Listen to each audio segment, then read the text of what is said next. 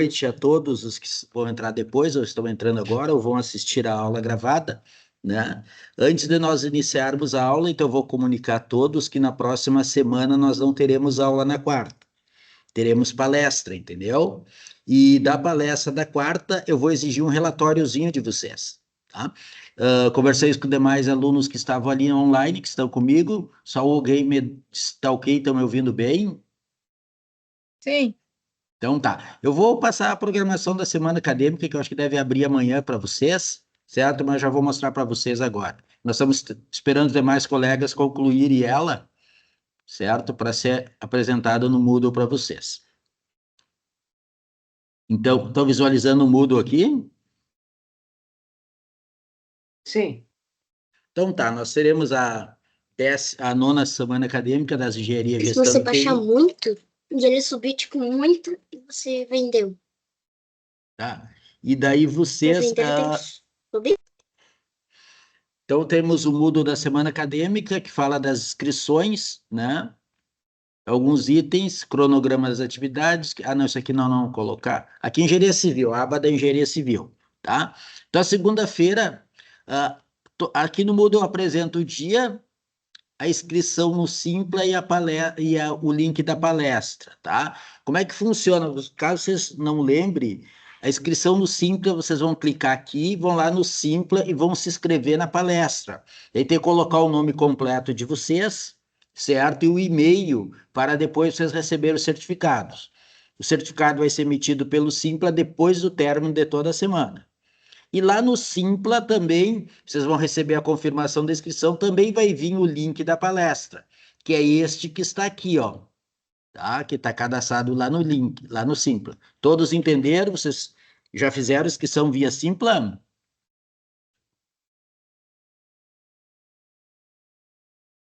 Acredito que sim, professor. Então tá. Então não esqueça, só obtém certificado aquele aluno que se inscrever, tá? Já está aberto lá no Simpla as inscrições, tá? Então nós vamos começar na primeira noite, tá? Onde nós vamos ter projeto e execução e fiscalização de cortina tirantada e de solo grampeado. Um engenheiro com grande experiência aí na área de contenções, entendeu? Então vai falar sobre cortina tirantada e solo grampeado. Ele participa de uma empresa aí que fez um monte de obra, acho que 3.600 metros quadrados, acho que eu vi ali de obras de contenção, e ele vai falar um pouco da prática da execução e de projeto, né? Quando se faz cortina atirantada e solo grampeado. Vai ser na segunda-feira. Todos eles vão começar às 19h15, ok? Inscrição via Simpla no link que está acima. Na terça-feira, tá? Nós vamos conversar sobre controle tecnológico de concreto de alvenaria estrutural. É o José Argenta Chiesa, ele é um engenheiro daqui de Caxias, né? Que ele tem um laboratório de controle de qualidade de materiais, onde ele faz diversos ensaios aí e presta serviço a terceiros. Então, ele tem bastante prática nessa área, principalmente de controle de qualidade, né, em alvenaria estrutural. Peguei essa palestra e vai pegar mesmo no mesmo dia da disciplina de alvenaria estrutural, né? Certo? E a da segunda pega no dia com a aula do professor Arthur, lá de Geotécnica 1, ok? Daí, na quarta-feira, para brindar a nossa disciplina de patologia, vai vir o Josué Pezzi, que é um engenheiro que ele trabalha com inspeção predial, certo? Então ele faz laudo dessa área, ele tem uma grande experiência, tem ótimos equipamentos para fazer inspeção predial. Inspeção predial é o tema que nós vamos ver lá no final da disciplina, que eu trabalho o final de vocês, tá? Então nessa aqui que eu vou querer que vocês façam um relatozinho da palestra, como é que foi, tudo explicando o resumo, e vão me postar no Moodle depois lá da disciplina de patologia, que vai valer a presença que vocês vão, já tem direto, né? Mas vai servir como base para vocês, né? Para o próximo, pro trabalho da disciplina final. Lembrando que depois da semana acadêmica, né, todas as palestras serão gravadas e serão disponibilizadas nesse Moodle que vocês já estão inscritos. Okay? Só que ele não abriu ainda, vai abrir amanhã. E na quinta-feira, o engenheiro Matheus Brito vai falar sobre desafios do desenvolvimento de projetos de infraestrutura. um estudo de caso, onde ele fez diversos trabalhos fazendo projeto de rotatórias rodoviárias, daquelas que têm de acesso aos municípios. A gente pensa que é uma questão simples, mas é bem complexo, tem muita legislação em relação a isso, né? Então, abordei a área de estradas aí. Tentei pegar um pouquinho de cada área aí, porque é de segunda a quinta. Na sexta, nós resolvemos não fazer semana acadêmica, porque nós vamos ter alguns feriados na sexta, e vai diminuir a quantidade de aula de vocês. Então, essa é a programação que nós temos da próxima, da nona semana acadêmica, né? Da gestão e das engenharias e da TI. Beleza, pessoal? Tranquilo? Sim. Então tá, vamos começar nossa aula de hoje aqui. Vou começar com esse arquivo de cal hidratada e cal virgem ali, para nós entendermos, relembrarmos esses detalhes aqui de lá da disciplina de materiais. E hoje nós vamos trabalhar praticamente, conversar sobre eflorescência. Tá? Lembra o que é eflorescência? Aquela mancha branca que nós temos, depósito de sais que nós temos, ou em alvenaria, ou em revestimento, ou em concreto, ela pode dar em qualquer um desses tipos. É por isso que eu quero deixei uma aula especial sobre isso aí. E antes de nós conversarmos sobre fluorescência, nós vamos conversar sobre o carbonato de cálcio, né? Que é uma das matérias-primas do nosso cal, utilizado na indústria da construção civil, né? Então, o primeiro lugar aqui, só para conversarmos, estão visualizando aqui o slide cal hidratada e cal virgem?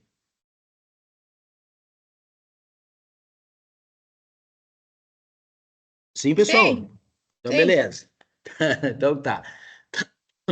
Então, lembrando uma pedra de cal, né, do carbonato de cálcio que nós temos, certo? Que ela é composta pelo cal, tá?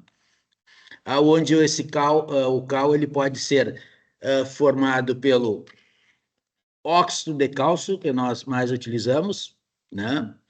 O calcário aqui, o calcário, a gente chama de carbonato de cálcio. Carbonato CO3, cálcio Ca, tá? Então, a rocha calcária é carbonato de cálcio, certo? Mas, na verdade, quando nós temos a situação virgem, não tem a composição só dele, tem diversos insumos que compõem esse carbonato, é que tem a proporção de cada um deles, né? O que eu quero mais entrar em conversa com vocês é sobre a questão das reações químicas, que é o mais importante. Então, nós temos o quê? O carbonato de cálcio é o óxido de cálcio, ou pode ser o óxido de magnésio, certo? E o cal hidratada, nós adicionamos água nele, ele forma o hidróxido de cálcio, ou o hidróxido de magnésio também, tá? Onde tem características um pouco diferentes. Mas ambos têm a mesma finalidade, tanto na adição de cimento ou na adição da argamassa, que é dar trabalhabilidade e aumentar a resistência, tá? Então, só para lembrarmos, se eu pegarmos um óxido de cálcio, que seria o cal virgem, colocamos água, nós hidratamos eles e montamos o hidróxido de cálcio.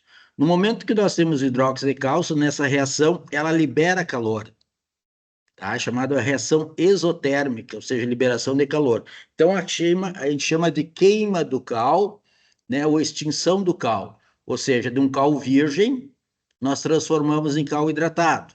Cal virgem a gente não utiliza na construção civil.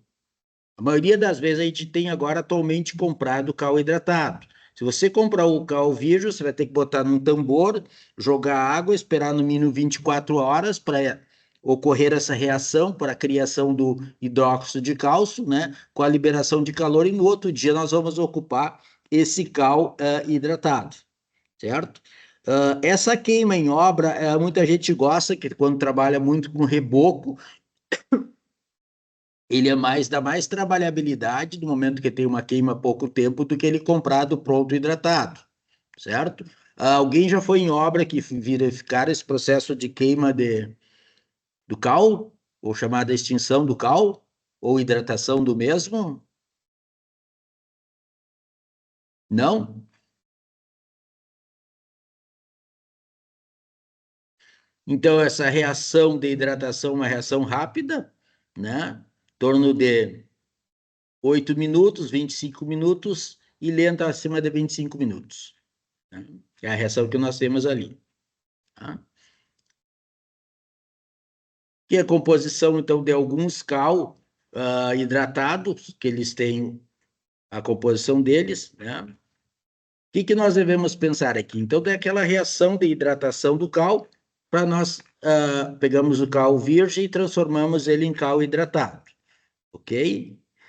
E relembrando lá a composição do cimento, estão lembrados? Tá? Então, o nosso cimento Portland, de que ele é composto? De cálcio, que a maior parte é a sílica, o SO3, SO4, calcários, que nós temos nas argilas, xistos e materiais argilosos, e o carbonato de cálcio, que às vezes que ele pode ser, tá, carbonato de cálcio, óxido de silício, trióxido de alumínio, né, e óxido de ferro e álcalis. Então, essas são as nossas composições principais do cimento. Então, no cimento, sempre nós vamos ter o carbonato de cálcio, entenderam?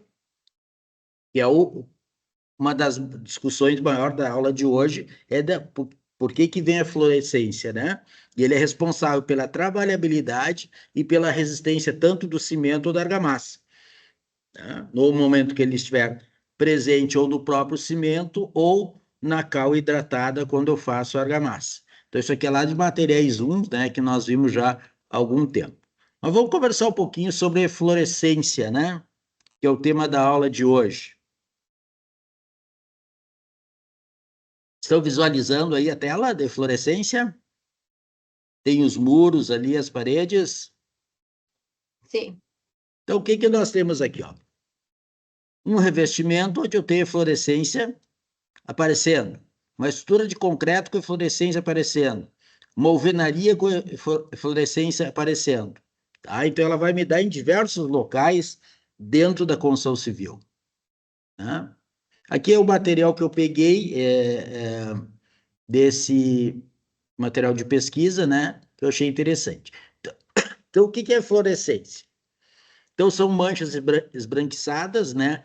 Com aspecto escorrido na superfície. O aspecto escorrido é essas pingadas aqui, né? Por que acontece isso? Que é uma saída de material da parte interna para a parte externa. Seja ele uma alvenaria, uma argamassa da alvenaria, seja ele pelo tijolo, seja ele concreto, seja ele revestimento. Então, são depósitos cristalinos de cor esbranquiçada que surgem da superfície do revestimento ou da alvenaria do concreto, que vem por meio de reações químicas. Esses depósitos são formados quando saem solúveis, são transportados pela água utilizada na construção ou até vinda pela infiltração, que, em contato com o ar, solidifica-se, formando-se os depósitos esbranquiçados. Então, nós já sabemos qual é a fonte principal, pessoal, da fluorescência? Água. Então, temos que ter umidade ali para trazer esses sais para fora. Né? Temos que ter infiltração, principalmente, para trazer esses sais para fora. Né? Então, ela pode se dar em materiais também vermelhos, né? Então, são depósitos esbranquiçados que se tornam quando o substrato é em contato com a água. E aqui nós temos a reação principal. Então, no normal, o que nós temos? A fluorescência, do ponto de vista técnico, na prática, o que ocorre quimicamente, que eu acho que é o mais importante. Então, se eu peguei lá o hidróxido de cálcio, certo? Ele pode estar em contato com o gás carbônico, certo? No momento que tem contato com o gás carbônico, ele forma o carbonato de cálcio mais água. Então, essa reação eu chamo a reação de carbonatação do hidróxido de cálcio, certo? E também pode ter a carbonatação do hidróxido de magnésio, a mesma coisa. Só que, em vez de ter o hidróxido de cálcio, seja ele no cimento, seja na argamassa, eu vou ter a presença de hidróxido de magnésio. Depende do tipo do cimento, aonde que ele foi produzido, essa adição que vai ser utilizada, ok? Daí eu vou ter o carbonato de magnésio aqui, tá? E libera água. E esse carbonato de magnésio aqui, ou carbonato de cálcio, é chamado de cal livre, que é a mesma cal que nós vimos antes, onde eu tenho óxido de cálcio, certo? Que reage com a água, volta o hidróxido de cálcio. Agora eu pego o hidróxido de cálcio e reage com o gás carbônico, ele volta novamente ao carbonato de cálcio. Isso que é importante nós entendermos, e libera água, tá? Então, nós pegamos aqui a reação novamente, né? Se eu pegar 74 gramas por molécula, certo, de hidróxido de cálcio, no momento que ele reage com o gás carbônico, ou dióxido de carbono, ele forma o carbonato de cálcio e libera água. Então, quando o hidróxido de cálcio reage com o gás carbônico, pela reação de carbonatação, tendo como resultado o carbonato de cálcio, podemos notar um aumento de volume de 35% de massa e, consequentemente, do volume.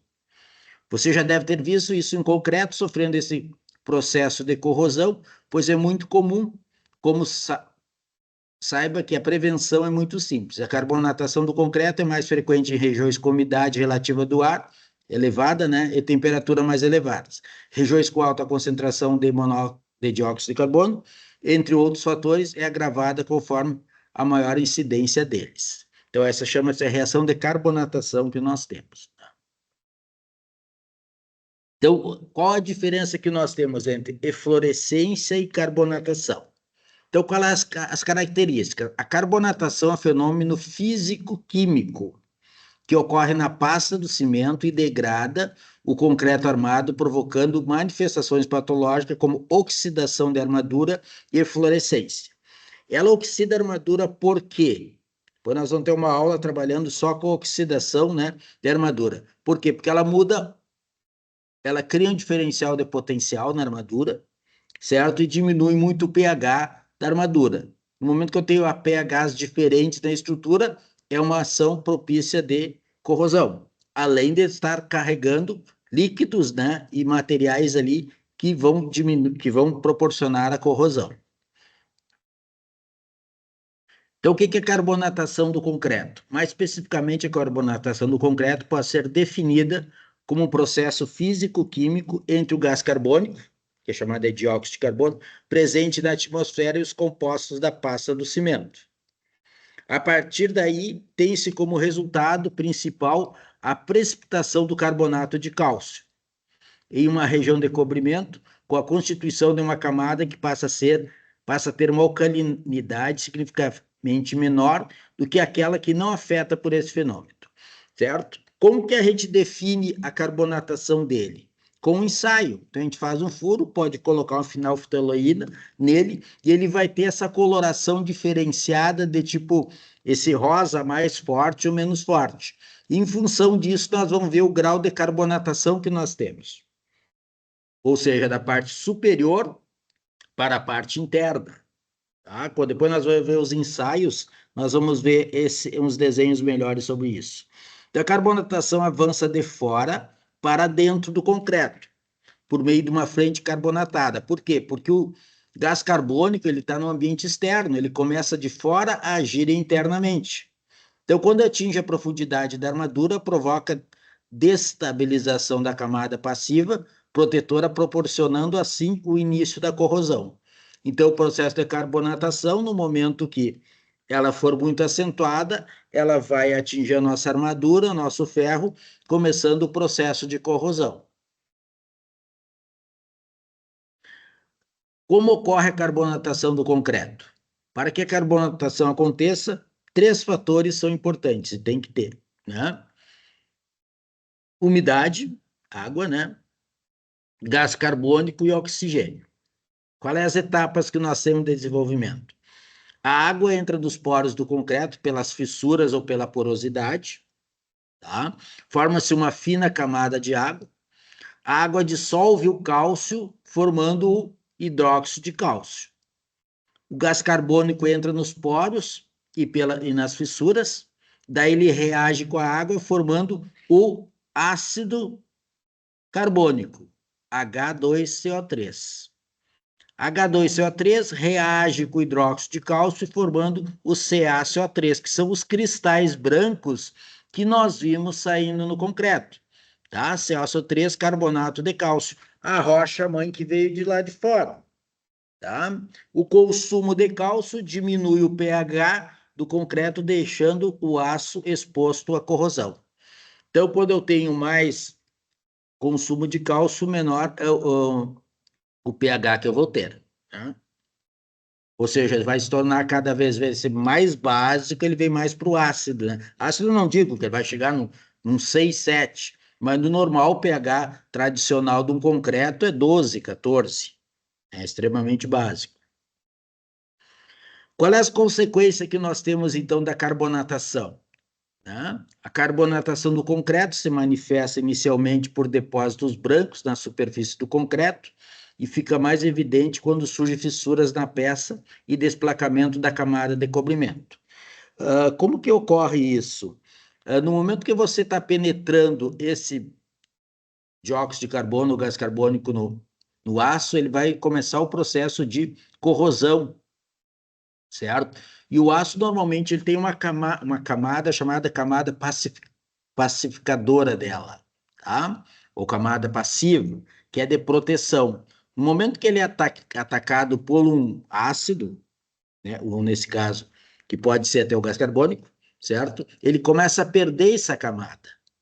No momento que ele perde a camada, ele começa a soltar partículas ou expandir de volume, tá? Aquela expansão de volume que nós vimos ali no aço, começa a descolar, são moléculas de aços que estão saindo, estão sendo perdidas, ok? Ela está saindo e no momento que ela sai, aquilo ali que nós às vezes chamamos de ferrugem, tá? Num processo de degradação dele. No momento que ela começa a expandir, ela aumenta de volume. E ela aumentando de volume, ela vai criar tensões internas ao concreto. Criando essas tensões, ela pode criar depois as fissuras. E depois das fissuras, acontece o fenômeno de lascamento, certo? A fissura vai lascando e ele vai expulsando para fora e nós vamos tirando pedaços do concreto. E à medida que isso vai se acentuando mais, ele fica mais exposto ao ambiente agressivo, certo? E maior área de seção que ele vai perdendo. Então, nós temos a estrutura de aço, nós temos, sei lá, cada diâmetro de barra, ele vai perdendo seção. E pela norma que ele estabelece o seguinte, que a seção transversal, no momento que ela for comprometida mais que 15% dela, eu tenho que fazer uma reposição de aço. Menos de 15 não, porque o que eles pensam a norma quando estipulou esse 15%? Baseado lá no gama, lá, coeficiente de segurança do aço, o que era? 15%, né? Então, só colocando 15% a mais. Então, isso aí que é inadmissível você perder de seção. Claro, no momento que você tem uma degradação enorme disso aqui, né, você vai ter que verificar a área ser perdida. Se ela for menos de 15, vamos fazer o tratamento, a limpeza, botar o material antiferrugem ali, tudo, né? Depois nós vamos ver mais para frente como se faz essa recuperação. Então, por se tratar de um fenômeno que ocorre de forma generalizada, a carbonatação do concreto, pode fazer com que as estruturas de uma construção sofram grandes problemas na estabilidade global.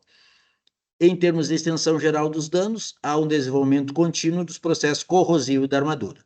Claro, no momento, geralmente, ele é contínuo, mas ele vai ser mais localizado nos locais onde ele vai ter mais ação de umidade e mais ação do gás carbônico também, né?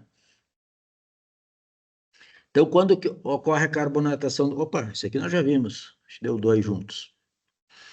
O que pode aumentar a ocorrência e como evitar a carbonatação? Então, a ocorrência de carbonatação do concreto se dá através das fissuras na estrutura do material. Isso ocorre devido à facilidade, a partir desse cenário, da entrada de gás carbônico. Então, quanto mais fissura eu tiver, mais porosidade no meu concreto, maior incidência de gás carbônico, maior problema de corrosão. Então, por isso que é lá a tabela de agressividades do concreto, no momento que a instituição lá, no momento que a gente determina que o concreto vai estar num ambiente agressivo, ele já tem um item lá que ele diz o que é consumo de cimento. Consumo de cimento por metro cúbico. Por quê? porque eu tenho mais consumo de cimento por metro cúbico, eu tenho concreto menos poroso, então menos possibilidade de entrar o gás carbônico nele. Tem um concreto de maior FCK, evidentemente. Então ele determina isso na norma lá, em função da agressividade, uma relação de água-cimento baixa, né? E também um consumo de cimento mínimo. Tá? Então, da mesma forma, em locais com mais umidade, em torno de 50% a 60%, o processo de... Desculpe. O processo de ocorrer ainda mais rapidez, além das consequências do...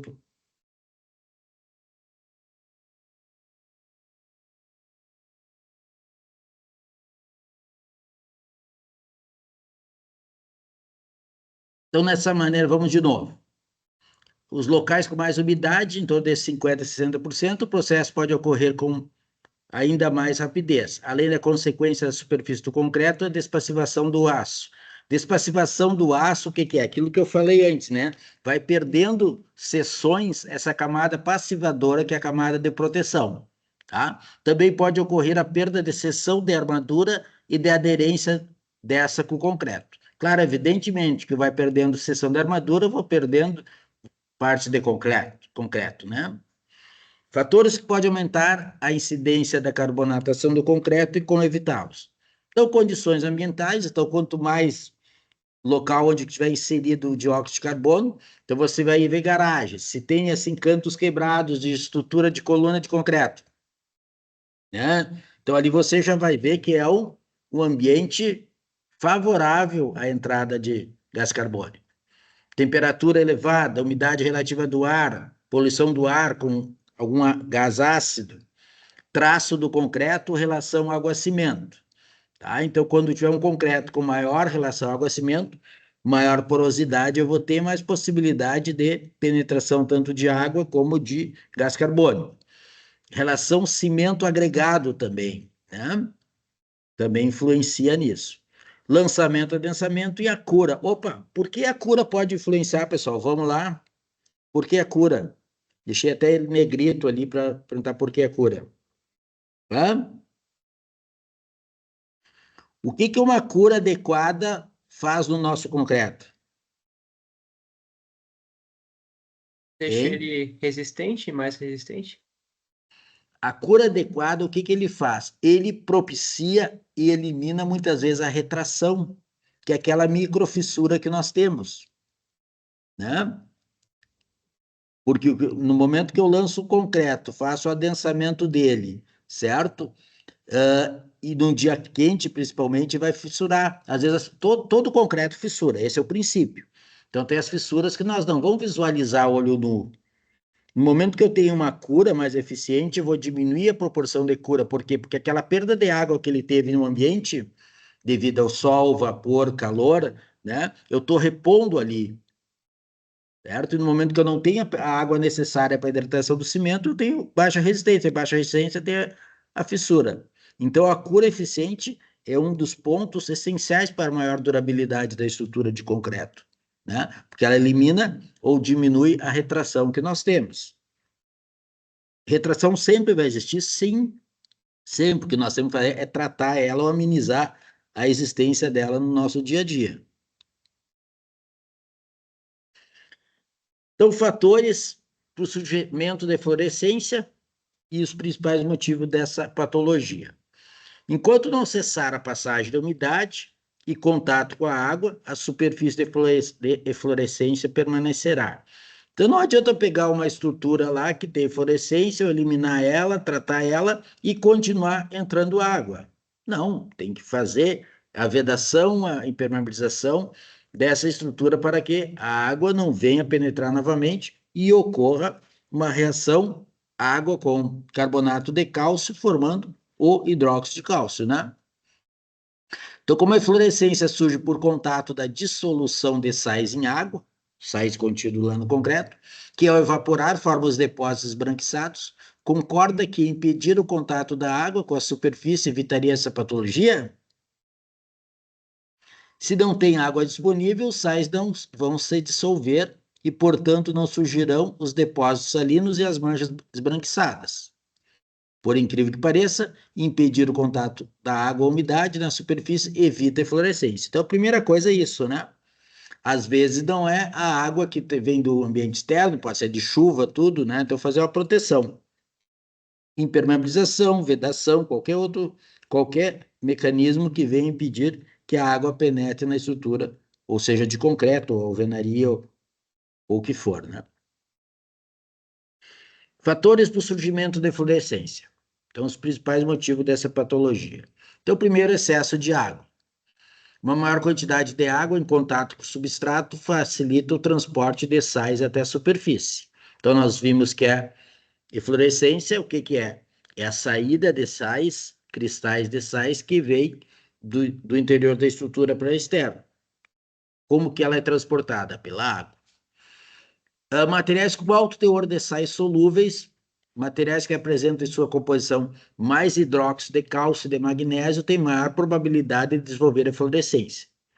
Por isso é mais recomendado o uso de cimentos CP3 e CP4, os quais possuem menor concentração de hidróxido, diminuindo a ocorrência de patologia. Então, lá na composição do cimento, lá quando nós vimos em materiais 1, os CP3 e CP4 são cimentos com menos composição de hidróxidos, né? Então, eles são mais resistentes à possibilidade de eflorescência. Ambiente quente e úmido, então umidade e vapor d'água que pode penetrar pela superfície, tornando possível a diluição dos sais, e a temperatura elevada funciona como catalisador para acelerar as reações. Impurezas na areia. Se a areia utilizada no preparo do concreto tiver impureza, pode tornar o material mais poroso, que facilita o transporte de materiais solúveis pela água. Então, muitas impurezas na água, então, tipo, algum teorzinho que nós temos de matéria orgânica, fragmentos de galhos, né? Porque normalmente a nossa água nossa areia, ela muitas vezes de rio às vezes tem mata próxima, né? Eu tenho lavouras do lado que trazem matéria orgânica, que trazem impureza, trazem folhas, trazem pedaços de galhos, né? Isso tudo vai para o concreto. E com o decorrer do tempo, se ele estiver ali dentro, ele vai se decompor. Se ele se decompõe, ele vai se degradar dentro da estrutura, criando poros vazios. No momento que eu tenho mais porosidade, mais vazios dentro do concreto, há maior possibilidade de penetração de água, né? Maior infiltração. Se eu tiver fissuras de rejuntamento, então fissuras no rejunte são espaços vazios que facilitam a penetração da água no concreto, tornando a eflorescência mais provável. Por isso é importante cobrir qualquer fresta o mais rápido possível. Então, às vezes eu tenho vocês viram que a eflorescência ela me dá lá nos materiais cerâmicos, né? Então, tenho fissuras ou deficiência no meu rejuntamento. Ali, a penetração de água que pode reagir e trazer a nossa eflorescência. Juntas de dilatação. Então, fissura no rejunte, se houver falhas da selagem da junta de dilatação ou selagens comprometidas por falta de manutenção, ocorrerão fissuras. Então, selagem de juntas de dilatação também são super importantes. Pessoal, junta de dilatação é um material que tem que sofrer frequentemente inspeção, tá? Para ver a verificação da vedação, porque ele está separando duas paredes, duas estruturas diferentes, né, que estão trabalhando diferentes. Ela está toda vez sendo solicitada. Então, às vezes, ela pode até romper por fadiga, então tem que remover aquela junta, colocar uma nota, um novo material impermeabilizante, né? Então, esses foram alguns exemplos de fatores causadores das eflorescências. Mas existem muitos outros, pois tudo que facilita o contato da água com o material pode ser um fator determinante para o surgimento dessa patologia. Então, enquanto não cessar a passagem da umidade e contato com a água, o surgimento da eflorescência vai permanecer. Tá? Então, para bloquear a passagem de água, umidade e substrato, nada melhor que a utilização de uma impermeabilização adequada. Tá? Então, para acabar com a fluorescência, a primeira coisa, impermeabilizar a superfície que está suscetível ao surgimento da eflorescência. Isto é, materiais que contêm hidróxido de cálcio e de magnésio na composição, como argamassa, bloco cerâmico, de concreto, rejuntamentos e pisos. Evitar a passagem de água ou umidade. Então, quebra-se desde o início todo o processo de formação da patologia. Então, impermeabilizar, além de ser um procedimento muito simples, ajuda também na limpeza e conservação do material, mantendo a estética impecável e com baixa demanda de manutenção. E a eflorescência no concreto, ou num bloco de concreto que eu tenho aqui, pode ser, né? Então, o bloco de concreto tem uma composição química que se aproxima muito mais da argamassa de assentamento, porque existe a migração de compostos químicos para o bloco, que é menor e que indica que a probabilidade de ocorrer eflorescência em blocos cerâmicos é maior, ok?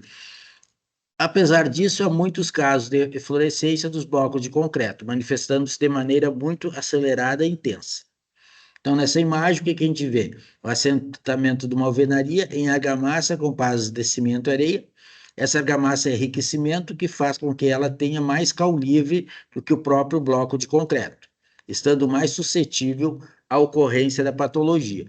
Então, normalmente, blocos de concreto, então, pelo que nós vimos aí no estudo, a maior incidência da patologia de eflorescência vai ser na argamassa de assentamento do que provavelmente no bloco. Né? Então, aqui nós estamos vendo aqui uma boa incidência de infiltração, né? Onde aqui tá, isso chega a correr, os finos talvez de solo tem do outro lado, são essas partes mais marronzadas, né? E as partes brancas que é a fluorescência carregando sais internos da argamassa para fora. Então, se eu não corrigir a umidade, não vou cessar minha fluorescência. A argamassa de assentamento está fornecendo cal livre para o bloco de concreto. Ao seu lado esquerdo, nota-se uma degradação da argamassa de assentamento. É possível verificar que existe uma falha do sistema de impermeabilização e já esta até passando o barro, que é aquele solo ali que eu falei, né, pelos pontos onde a argamassa mais se degradou. Então, olha aqui, no momento que está ocorrendo a eflorescência, ele está degradando a argamassa, ele está levando o material interno, então estou diminuindo a rigidez daquele local, né? Estou tornando aquele material mais poroso. Com isso, vai ter maior infiltração de água, vai ter mais passagem e cada vez vai aumentando o meu problema. Então, se torna um problema cada vez maior, né? Então, podemos observar também que os formatos da eflorescência sempre culminam próximo às argamassas de assentamento e que alguns blocos se direcionam mais para o centro. Logicamente, é uma prova de que a eflorescência sempre parte da argamassa de assentamento para o interior da parte do bloco, ok?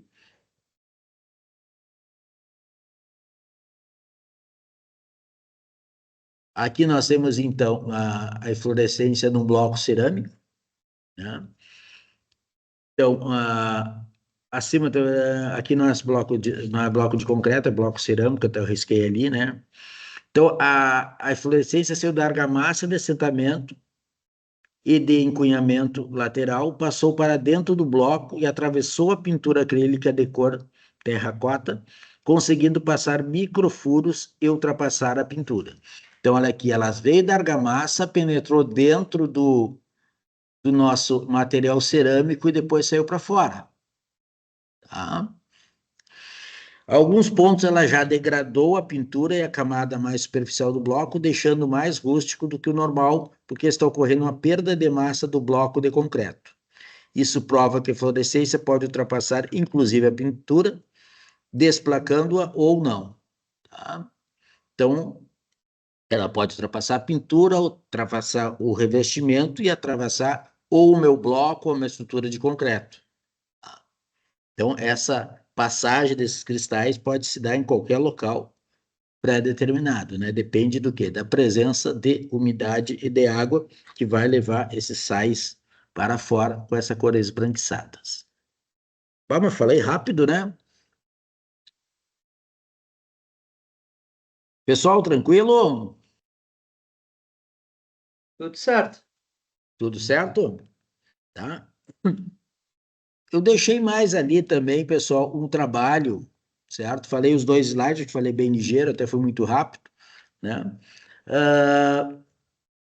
falando sobre identificação dos fatores que provocam a fluorescência nas construções, tá?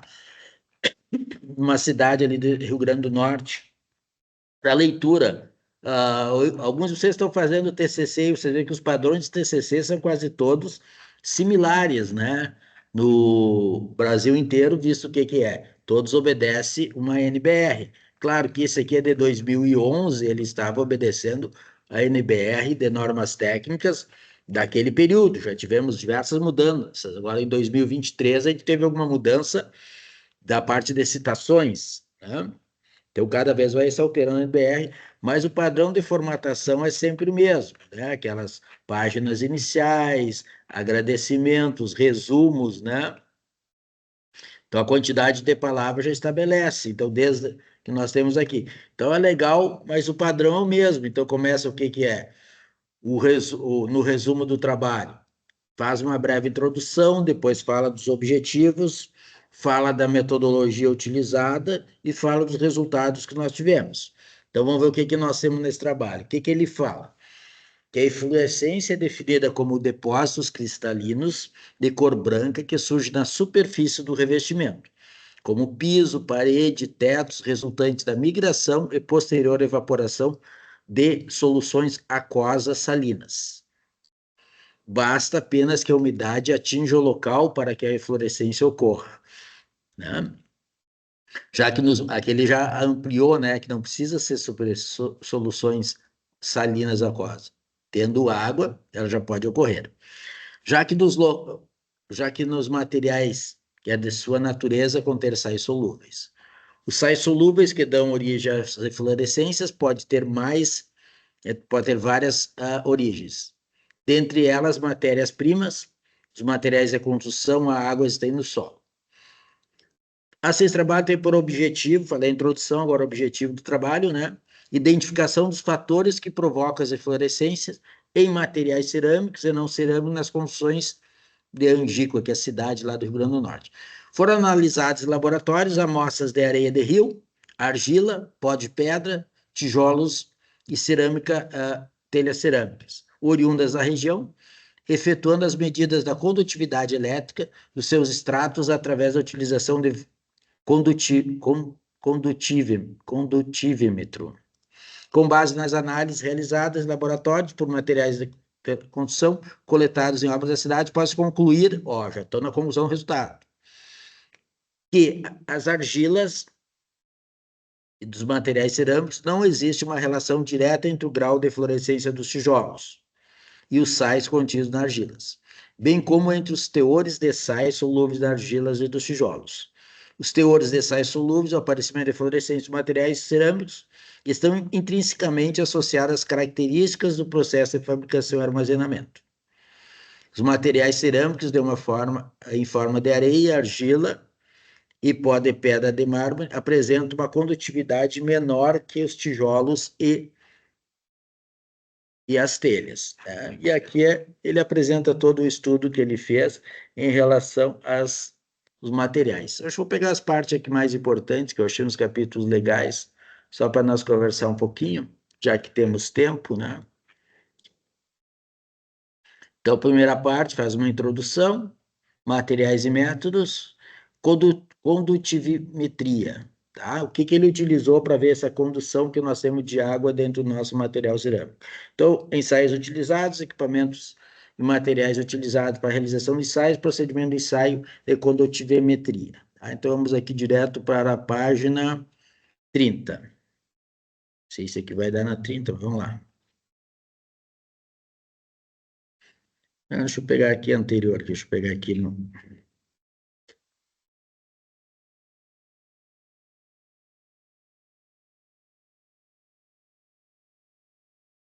Vamos pegar essa parte de referencial teórico aqui, que eu acho que é bem legal. Tem umas fotos bem boas aqui, ó.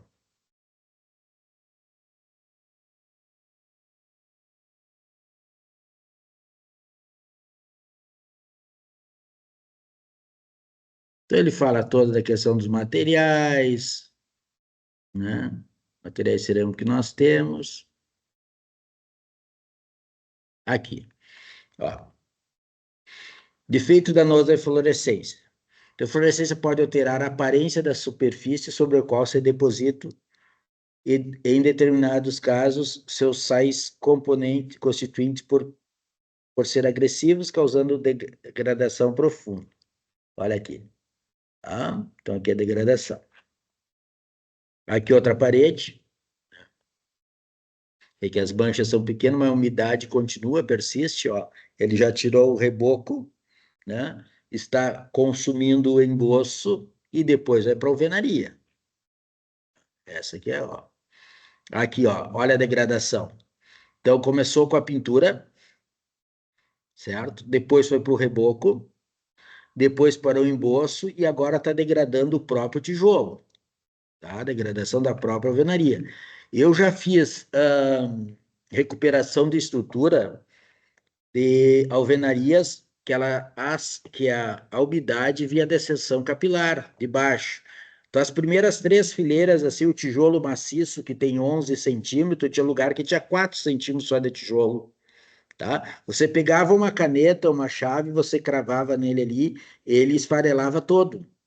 Você disse, poxa, como é que não caiu essa parede? Porque não tem mais resistência quase nenhuma, tá quase a metade da espessura da parede, né? E daí a gente faz uma recuperação disso, tá? Uma recuperação utilizando o produto que faz essa restauração na própria estrutura do tijolo, ok? Vamos ver depois como se faz a recuperação.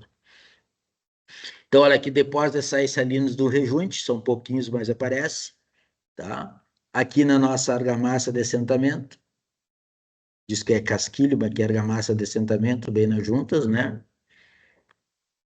Na parede, certo?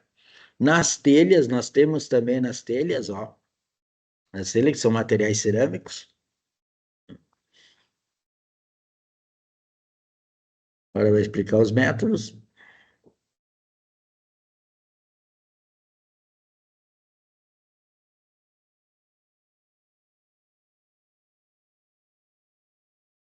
Então, primeira análise, análise visual da fluorescência, né? Então, todo mundo vê aqui, né, os sinais brancos dela, né?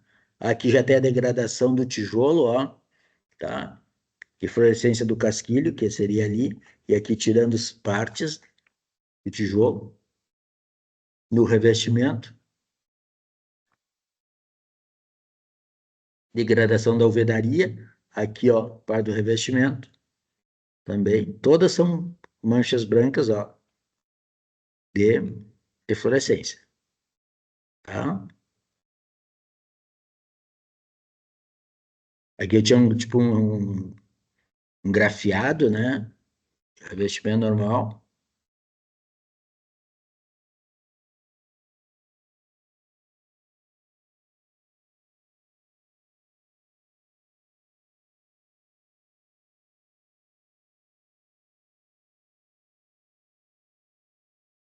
Então, aqui é o ensaio de condutividade. Condutividade, o que que é?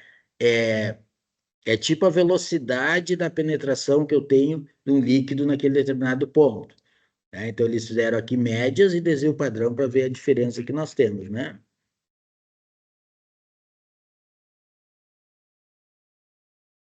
A conclusão dele também é pequenininha, né? Em base às análises realizadas no laboratório de materiais de construção civil coletados na cidade, conclui que o tijolo cerâmico de furo foi o que apresentou maior condutividade, ou seja, é o material que mais contém sais solúveis. O aparecimento de fluorescência dos materiais cerâmicos está intrinsecamente associado às características do processo de fabricação e armazenamento. Por que isso, pessoal? Porque na fabricação do tijolo cerâmico, ele o que que é? Ele pode ser prensado, pode ser extrusado, certo? E essa intensidade na prensa vai determinar a minha porosidade que nós tivermos, certo? E bem como se for extrusado também vai determinar a porosidade. Mas também não é só isso, a composição que eu vou ter dessa argila, certo? Ela tanto com maior teor ou menor teor de silt, né? Ela vai me te dar mais possibilidade ou não de passagem de líquido, né? Então, normalmente os materiais cerâmicos são os materiais cerâmicos provêm de materiais argilosos, onde a argila nós temos que é um material que deixa a menor possibilidade de penetração de água, evidentemente, que a areia, né? Mas não são materiais não são materiais denominados impermeáveis, né? Tanto que no ensaio de uma telha, né, é visto a declividade, cada fabricante vai fazer um ensaio de absorção de água nessa telha e determinar a inclinação do ponto, a fim para que seja indicado, para quando eu utilizar em nossos projetos não venha a ocorrer a infiltração.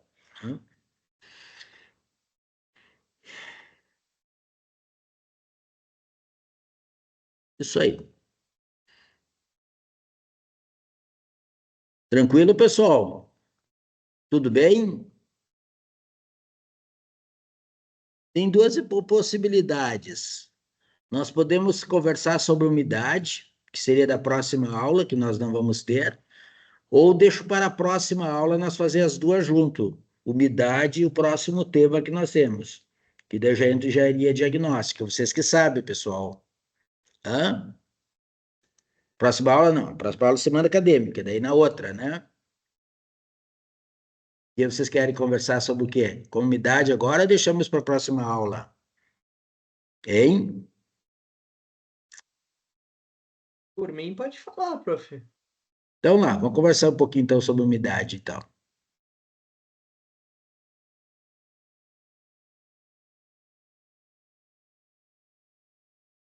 O que eu tinha preparado aqui?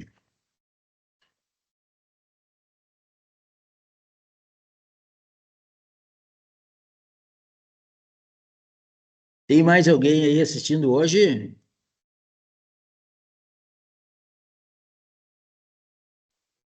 Sim, Ah, bom, pensei que era só o Arthur que estava ali. Estamos aqui.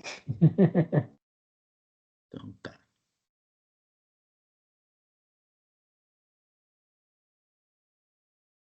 Vocês viram alguma coisa já da impermeabilização na alguma disciplina, lá em técnicas da construção? Chegaram a ver alguma coisa, pessoal? Técnicas de construção 2, a gente viu sobre impermeabilização. Viram? Uhum. Ah, Ah, então, de repente, então... E o que vocês viram da impermeabilização? Produtos, técnicas, parte de estanqueidade, do teste de estanqueidade. Ah, e se vocês viram rígido, tudo, flexível. tipo de impermeabilizante, flexível, rígido, quando usa um, quando usa outro. Isso, Isso aí. isso aí. Tá, então acho que eu vou fazer o seguinte, eu vou dar uma mudada, porque esse material que eu tenho aqui vai repetir o que vocês já viram. Vocês viram com o Alexandre agora há pouco, já faz tempo. Eu vi agora há pouco, porque eu estou fazendo a disciplina agora, né? Tá, então eu vou fazer o seguinte, eu vou conversar com o Alexandre, ele está aqui na quinta, da quinta passada eu conversei com ele, para ele me dar a aula dele, para mim não repetir as mesmas coisas, pode ser? Tá bem? E daí não faço esse material aqui, deixo para depois. E daí eu seleciono, porque eu tenho bastante material aqui de umidade, sabe, para falar, daí eu faço uma seleção um pouco diferente, tá? Que daí eu tenho sobre barreira química, ele falou alguma coisa? Até o momento, não. Tá. Ah, aditivos cristalizantes, sim, no concreto, isso é importante. Hã? não, eu não vi isso aí. Não viu? Tá, então eu vou separar aqui o material sobre isso, eu vou falar na próxima aula, então. Porque eu não vou conseguir ver todos esses itens aqui, entendeu? Daí eu divido, então, a barreira química, Tu, ahn, tu vai postar material... esse material para nós? Não, eu vou falar, não, vou falar para vocês. Vamos conversar, porque tem sido bem rápido as minhas aulas, eu falo para vocês ali, tá? Mas daí na próxima aula vai ser a semana acadêmica, né? Uhum. Mas esse aí que o Tá? senhor mostrou, não dá para postar? Não dá para deixar lá para a gente olhar? Posso postar, só que eu ia dar uma resumida nele, não posso postar lá. Vou Tá bom. postar lá então. Daí eu vou botar É. então na aula 7 lá, tá? Não, na aula 8, porque a aula 7 vai ser a semana acadêmica. Então na aula 8 eu posso lá. Combinado? Ok? E depois vou fazer uma que é um resumo desse material aqui, que eu não fiz, que não é traçada a umidade hoje.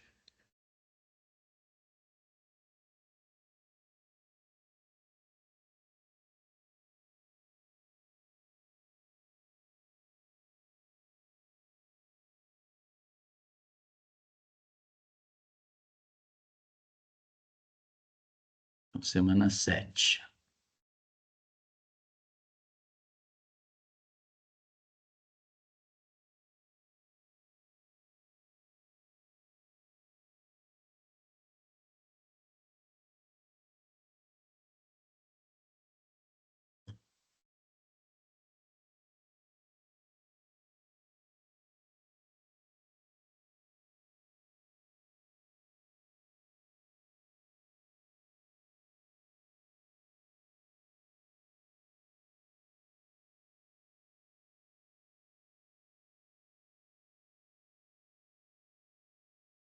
Pessoal, o que eu já queria conversar com vocês é o seguinte, ó.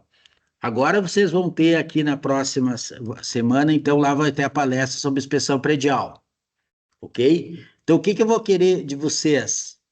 Já verificando um local, tá? Nós vamos ter que dividir a turma em grupos para nós fazer o trabalho da disciplina, tá? E daí o que eu vou fazer nas próximas aulas, depois que nós falar, nós vamos ter 2 aulas agora aqui sobre, uma sobre engenharia diagnóstica e outra da inspeção predial. Depois dessas 2 aulas aí, vocês já vão ter que começar já vão me apresentar o trabalho, ok? Da disciplina. Daí eu vou olhando e vou orientando no final da aula, depois cada um para ver o que mais falta, porque vai dar muitas dúvidas de vocês quando for fazer a inspeção, sobre como montar o trabalho, como escrever, né? Apesar que uma aula inteira eu vou falar sobre como que vai ser o trabalho. Mas as outras, vou pegar o trabalho de vocês e vou dando uma lidazinha, dando uma corrigida no dia a dia, pode ser? Dando uma orientada mais o que precisa, o que não precisa. Combinado assim? Pode ser? Então tá.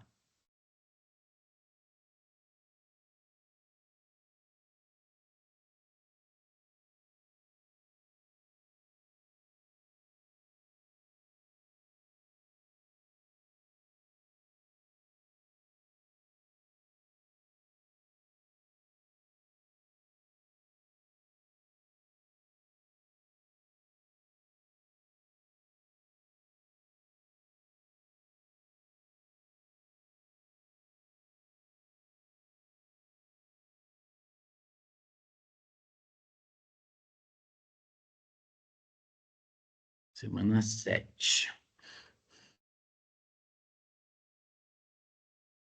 Deixa eu parar de gravar aqui.